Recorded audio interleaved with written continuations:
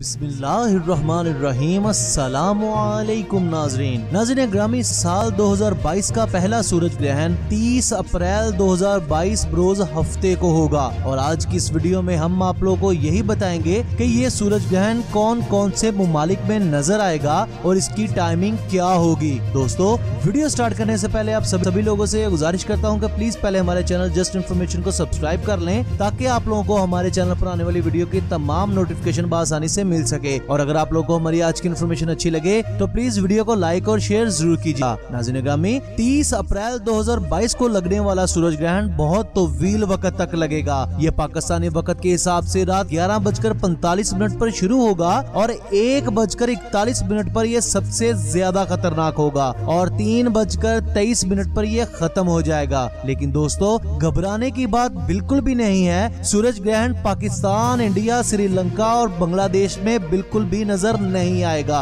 नाज़रीन ग्रामी, ये सूरज ग्रहण सिर्फ जनूबी अमेरिका, अंटार्कटिका, जनूबी अफ्रीका और बहरा ओकियानूस में नजर आएगा। तो इसी के साथ अपने होस्ट अवैस पारा को इजाजत दें। खुदा हाफिज।